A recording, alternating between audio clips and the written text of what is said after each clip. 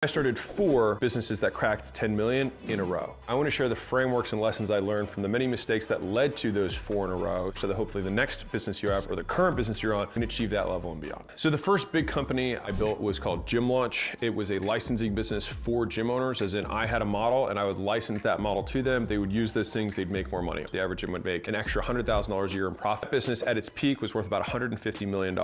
And then COVID hurt that business, and I ended up selling it for $46.2 million to American Pacific Group, which is a private equity firm out of San Francisco. The first 10 customers I got from Gym Launch, I got somebody to pay a VA in the Philippines to scrape CrossFit's database and then send me the list of emails. I then uploaded them to Facebook, made a lookalike audience off of those, marketed to get a webinar, which no one watched, and then I had 80 leads from people who had opted in, and none of them bought or scheduled a call. And so I looked up every one of the emails manually, and I friended them on Facebook, I messaged them, and then I got a few of them on the phone to pay me $500 to go out to fly to their gym and actually do the turnaround. Once I started the licensing version of the model, which is the one that really gave me the scale, I was able to sell something that had virtually 100% margins. The first month I think I did 120,000 in sales, and the next month I did 300-ish, and then high 4s, and then 780, and all I was doing was just selling more units, and then we hit $1 million the next month. We would look at whatever problems the gym owners that we were with were currently suffering from. So it could be they're suffering from churn, or they could be suffering from margin issues, or they could be suffering from they're not getting enough leads. Close rates aren't as high as we want them to be. We would then create a hypothesis around what we thought might work. We would survey the community and say who has the best conversion rates, if that's what we wanted to fix,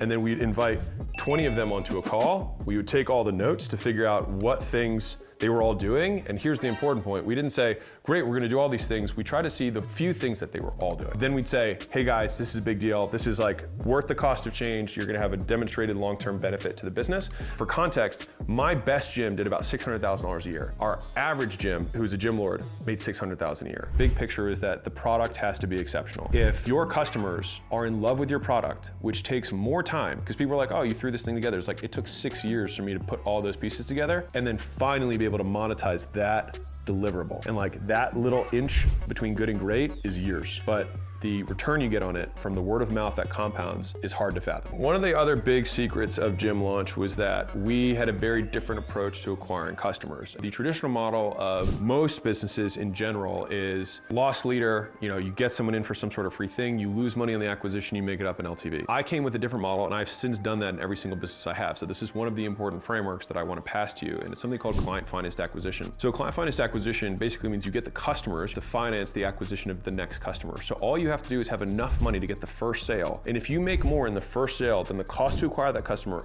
and the cost to fulfill that customer, plus the cost to fulfill the next customer and the cost to acquire the next customer, you eliminate capital as a constraint in the business. You can put $1 in and get 2 customers back, then that next customer buys you 2 more and 2 more and 2 more. All my gyms were able to just crush everyone else because we could outspend them. I've taken that aggressive acquisition perspective to every one of the businesses that I've had. We had many, many terrible things that happened during Gym Launch. One, we had COVID, which was tough, for gym owners in general. A third of all of our clients went out of business. Another thing that we did that was really bad was we overhired for our support. I had hired an inexperienced director of customer service. She was a frontline rep that we just promoted all the way through. High work ethic, but no experience. And so she hired 35 reps, and we only needed 5. So we had to lay off 30 people. And then that became a thorn in our side for the next 2-3 years because our glass door got smashed. The biggest reason Gym Launch was successful, one is that it was timing. We identified arbitrage on Facebook ads before anyone else did, and we created a turnkey system around how to monetize it. I was running ads on Facebook in 2013.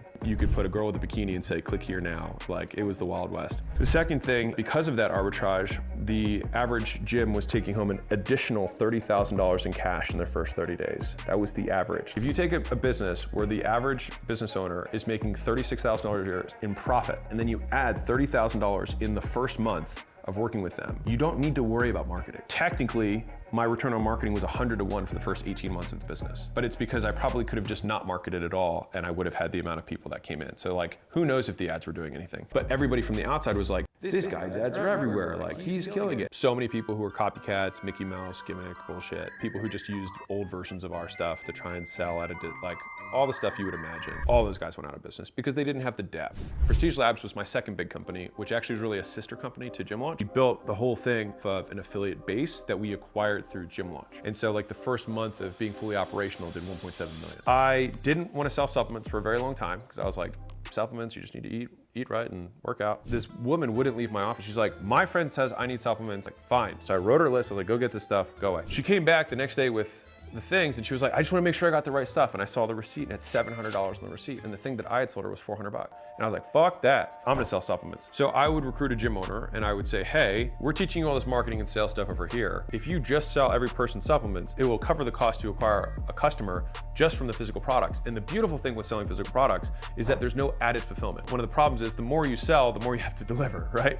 And so it's kind of this double-edged sword where the moment you swipe the credit card, you're like, oh shit, now I have to deliver on this, right? They didn't have to do anything. They literally just swiped the credit card, and then we managed centrally, we would ship it direct to the consumer. I wanted to create a brand only gym owners sold. No one else could sell it. We priced it on our home site higher. We priced it 30% higher on the main site, so there was significant savings. On top of that, we gave them a very good selling system because I had learned a lot about selling supplements. I made it a recurring subscription. So now they got to have 2 recurring subscriptions per customer. I picked the first 10 customers from our distribution base already. So I rolled out 10 locations, and then the next month I rolled out 20 or 30. Next month I rolled out another 20 or 30, and then we did the big launch to everyone. There's lots of little things that we did that were gym specific that no other supplement company could do, which has given us a nice moat in that space. It cost me $4 million to start Prestige Labs. About $1 million of that went to the tech. So we created an entire point of sale for supplements that was specifically made for gyms. So every gym would get a retail kit, so they'd have a full wall of products. They would have a kiosk, which is a stand with an iPad type thing on it. Shopify didn't really exist then. We had to build this whole thing. And then the other $3-ish million went into just product. Biggest difficulties with it is supply chain. So like if you run out of one ingredient on one product, like you can't sell the product. There are also legal firms that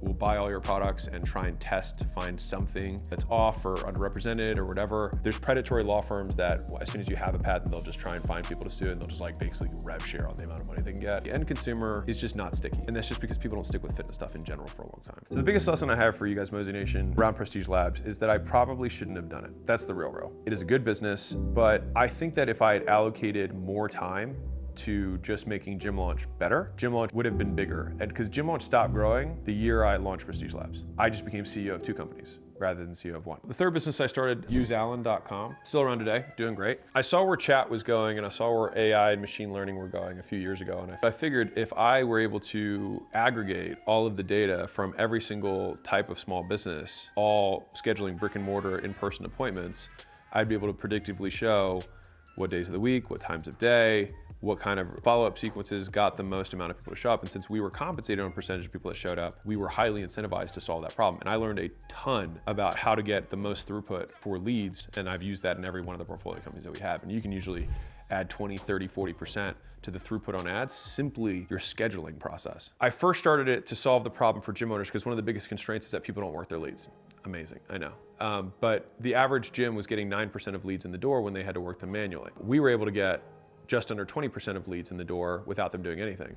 And the average front desk person costs $2,000 plus a month, and we could do it for a fraction of that. Sold the first 10 customers of Allen by going to our distribution base and saying, hey, do you want to try this thing? What was interesting is that we very quickly realized that we couldn't expand outside of our distribution base. The breakthrough was that I realized that we needed to get agencies on board rather than getting small businesses on board, because they'd be like, great, I can work my leads. How do I get leads? And then we're like, ah, shit, they don't know how to get leads. So then we started selling agencies, which had another degree of leverage, because if you sell an agency, they could have 50 small business owners underneath them.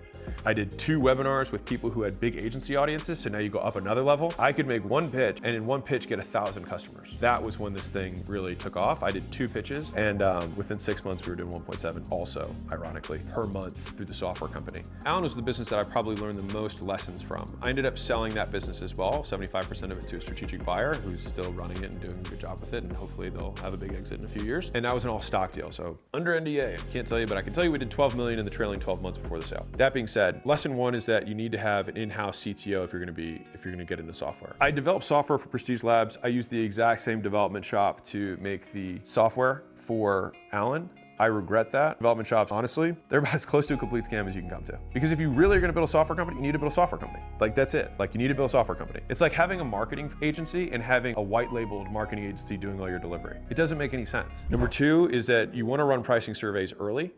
because we unlocked 4 times the pricing power by simply repackaging how we charge. Exploring different ways to charge based on usage, based on recurring fees, different KPIs. This is especially true with software because there's so many different ways you can charge compared to maybe traditional service. The third thing is having aligned incentives with your customers often just makes you more money. And so that business had a tremendous amount of scale because we had so much alignment with every single stakeholder. The small business owner wanted people to show up, the agency owner wanted people to show up, and we got paid based on show up. So everybody was aligned top down. The fourth thing, throughput on appointments when you're scheduling for sales calls or in-person appointments. The amount of days per week that you are open, the hours that you are open, and the increments of time matter a lot, like 50 to 200%. Would be like, marketing doesn't work for me, and they had one time slot for an hour per week that they were willing to take new customers on. That's just stupid.